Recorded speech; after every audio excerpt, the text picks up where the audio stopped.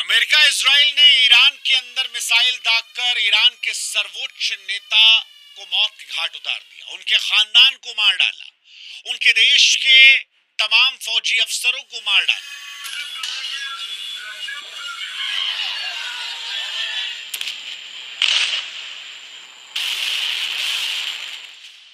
अब दुनिया सवाल पूछ रही है कि क्या ईरान अपने सबसे बड़े रहनुमा की मौत का बदला बारूद से लेगा या सिर्फ आंसुओं से, क्योंकि आवाम जो है वो तो सड़कों पर है।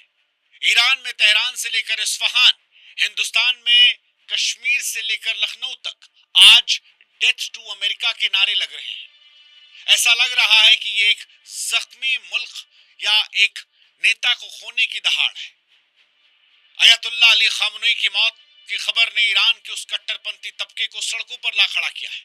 दुनिया भर में कई शिया लोग हैं जो उन्हें समर्थन भी दे रहे हैं, लेकिन सवाल ये है कि ये समर्थन जो कांपती आवाजों और बांधी हुई मुट्ठियों से है, ये सिर्फ शब्दों में होगा या गोला बारूद के जरिए अमेरिका तक ही पहुंचाया जाएगा। क्या ईरान उस हैसियत में है जहां पर वो अमेरिका पर हमला कर सकता है? ये सवाल अपने आप में बहुत महत्वपूर्ण है, क्योंकि आज ईरान उस खतरनाक मोड़ पर है जहां पर उसकी एक आंख में अपनों को खोने का मातम है। लोग रो रहे हैं तो दूसरी तरफ दशकों की बेड़ियों के टूटने का जश्न, जहां पर ईरानी लड़कियां I love you Donald Trump कह रही हैं, I love you, Trump. I love you, Trump. जहां पर लोग जो है ईरानी वो इजरायलियों के साथ नाच रहे हैं। और यही सवाल उठता है कि ऐसे दोराहे पर खड़ा ईरान क्या बदला ले पाएगा, क्योंकि ये केवल एक नेता की मौत नहीं है बल्कि एक पूरी विचारधारा का इम्तिहान है। सबसे बड़ा सवाल यही है कि ईरान इस अंदरूनी विद्रोह और भारी दबाव के बीच आखिर बदला लेने की हिम्मत जुटा पाएगा।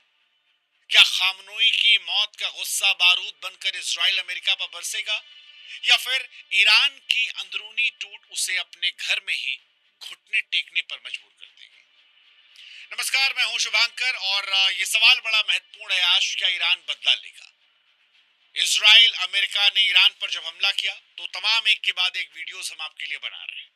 हमारी आपसे गुजारिश है कि हमारे व्हाट्सएप चैनल से आप भी जुड़े ताकि ये रिश्ता मजबूत हो और सारे वीडियोस आप तक पहुंच जाए, क्योंकि हम हवाबाजी नहीं कर रहे, हम फैक्ट्स के जरिए आपको समझाने की कोशिश कर रहे हैं और इसमें हमें भी आपका साथ चाहिए। बस व्हाट्सएप बटन दबा दीजिए, फॉलो कर लीजिए वहां पर और ये सारे वीडियोस आप तक लगातार पहुंचते रहेंगे। अब शुरुआत करते हैं कि बदले की बात क्यों कही जा रही है। दरअसल मजहब की गोलबंदी जो है वो खामनोई की मौत से नजर आ रही है। खामनोई की मौत के बाद सबसे बड़ी हलचल मजहब के नाम पर है। ईरान केवल एक देश नहीं है बल्कि दुनिया भर के शिया मुसलमानों के लिए बड़ा केंद्र है। अयतुल्ला की मौत को उनके समर्थक शहादत के तौर पर दिखा रहे हैं और यही वो मोड़ है जहां से पूरी दुनिया में शिया समुदाय एकजुट होना शुरू हो गया। भारत में भी कश्मीर से लेकर लखनऊ तक इसकी तपिश महसूस की जा रही है। कश्मीर में पीडीपी के नेता महबूबा मुफ्ती ने इस इतिहास का एक दुखद शर्मनाक पल बताया। उन्होंने इजराइल अमेरिका पर हमला करते हुए कहा कि आज का दिन काला इतिहास है, जहां इजराइल और अमेरिका ईरान के प्रिय नेता की मौत पर जश्न मना रहे हैं। इसके साथ वो कटाक्ष करती हैं उन मुसलमान देशों पर भी और कहती हैं कि अपने जमीर और इंसाफ के बजाय निजी फायदे स्वार्थ को मुसलमान देश चुन रहे हैं। वो कहती है कि इतिहास गवाह रहेगा कौन इंसाफ के लिए लड़ा, किसने जुल्म करने वालों की मदद की। और जो बात महबूबा कह रही है उसी बात को श्रीनगर से लेकर लखनऊ तक हजारों युवा सड़कों पर उतरकर भी कह रहे हैं, जो दर्शाता है कि खामनोई का सर सरहदों में नहीं था। ईरान के तेहरान और इस्फहान जैसे शहरों में मंजर और पेचीदा है। लाखों की संख्या में समर्थक जो है वो सड़कों पर उतरे हैं। इस्फहान की चौड़ी चौड़ी सड़कें लोगों की भीड़ से पटी पड़ी हैं और हर जुबान पर यही एक पुकार है कि बदला लो, बदला लो, बदला लो। बट सवाल है कि क्या बदला लेने की हैसियत है? क्या वाकई में पूरा ईरान रो रहा है? यह भी सवाल बड़ा महत्वपूर्ण है। दरअसल खामनोई की मौत की खबर जब आई तो दो तरह की तस्वीर निकल कर आई। एक जिसका जिक्र भी हमने किया कि इस्फहान से लेकर तेहरान और कश्मीर से लेकर लखनऊ तक लोग रो रहे हैं। सरकारी टीवी चैनल्स में शोक के गीत चल रहे हैं, टीवी एंकर्स आंसू बहा रहे हैं। लेकिन एक और तस्वीर आती है जहां पर लोग घरों की छतों पर आतिशबाजी कर रहे हैं, दबी जुबान में तानाशाही खत्म होने का जश्न मना रहे हैं। और इसीलिए सवाल है कि क्या ईरान बटा हुआ बदला ले पाएगा? ये सवाल बड़ा महत्वपूर्ण हो जाता है। साथ ही सवाल यह भी महत्वपूर्ण कि अब ईरान किसका है, क्योंकि खामनोई अकेले नहीं मरे। खामनोई के साथ 40 और लोगों को मौत के घाट उतारा गया है। उनकी बेटी, उनके दामाद, उनके बच्चों को मौत के घाट उतार दिया गया है। उनके फौज के तमाम अफसरों को मौत के घाट उतारा गया है। इसीलिए सवाल यह भी कि अब गद्दी पर बैठे कौन?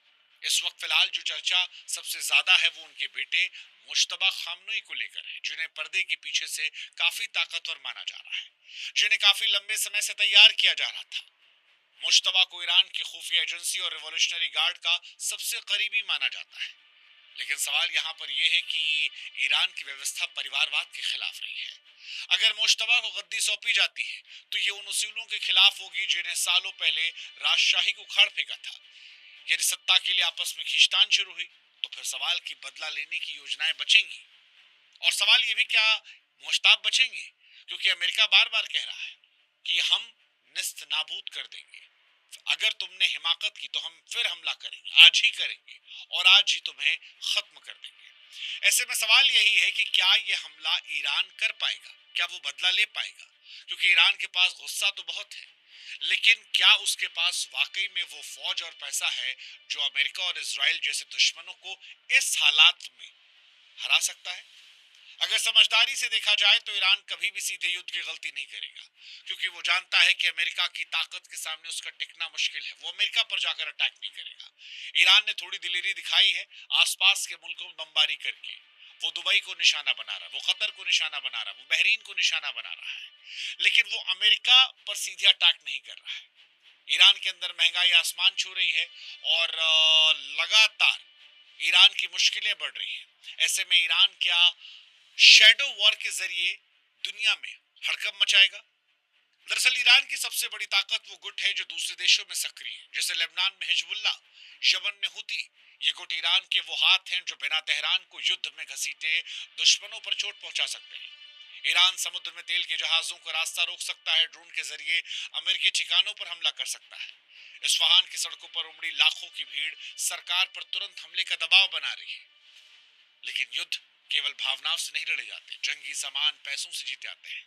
फिलहाल ईरान की अर्थव्यवस्था की हालत एक लंबी जंग की इजाजत नहीं देती है।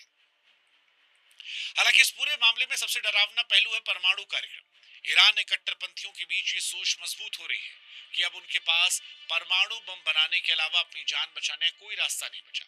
उन्हें लगता है कि अगर उनके पास परमाणु हथियार होते तो शायद दुश्मन इतनी हिमाकत नहीं करता। परमाणु बम बनाना ईरान के लिए सुरक्षा की गारंटी हो सकता है, लेकिन ये पूरी दुनिया के लिए तबाही का इशारा होगा। वहीं इजराइल इस वक्त आक्रामक मूड में है। इजराइल इस मौके का फायदा उठाकर ईरान के परमाणु ठिकानों पर बड़ा हवाई हमला कर सकता है, जिन्हें वो अपने लिए खतरा मानता है। अमेरिका पहले ही अपनी नौसेना के जरिए ईरान को घेर चुका है। ऐसे में ईरान का कोई भी एक गलत कदम अंत की शुरुआत हो सकता है। सवाल ये कि क्या इन सारे सवालों के बीच में ईरान हमला कर पाएगा? ईरान में उठी ये आग सिर्फ ईरान तक सीमित नहीं है, भारत के लिए भी चिंता का सबब है।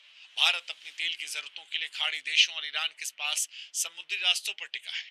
अगर जंग बढ़ती है, समुद्र का रास्ता बंद होता है, तो पूरी दुनिया में तेल सप्लाई रुकेगी। पेट्रोल डीजल की कीमतें रातों रात बढ़ जाएंगी। इसका असर भारत की अर्थव्यवस्था, आम आदमी की रसोई तक पहुंचेगा। इसके अलावा भारत ने ईरान के चाबहार पोर्ट में बहुत पैसा लगाया है। अगर ईरान युद्ध में फंसता है तो भारत का यह सपना और निवेश दोनों डूब सकता है। साथ ही कश्मीर जैसे संवेदनशील इलाकों में होने वाली राजनीतिक बयानबाजी और विरोध प्रदर्शन देश के अंदरूनी माहौल को भी बिगाड़ सकते हैं। एक सवाल यह भी आता है कि क्या ईरान में जो कुछ हो रहा है वो महायुद्ध या वर्ल्ड वॉर की शुरुआत है? क्योंकि आज ईरान एक सुलगते ज्वालामुखी की तरह है जो किसी वक्त फट सकता है। खामनोई के बाद ईरान के पास खोने के लिए बहुत कुछ है, लेकिन कुछ लोगों के लिए बदला लेना की भावना जो है वो सर्वोच्च पर है। इमोशंस पीक पर आ गए। हिंदुस्तान में भी लोग वीडियो शेयर कर रहे हैं कि आखिर में तो अल्लाह के पास ही जाना है, बदला ले क्यों ना जाओ। जनता का एक बड़ा हिस्सा इस माहौल में बदला लेने की बात कर रहा है। इस्फहान से लेकर तेहरान, श्रीनगर से लेकर लखनऊ की ये भीड़, ये आतिशबाजी सवाल यही पूछ रही है कि क्या ईरान यहां से बदला लेगा। ये गुस्सा या ये जश्न अगर बारूद बनकर फटा तो फिर इससे गूंज पूरी दुनिया में सुनाई पड़ेगी। और इसीलिए सवाल कि क्या हम महायुद्ध के किनारे पर हैं, ऐसा महायुद्ध जहां से वापसी का सवाल नहीं।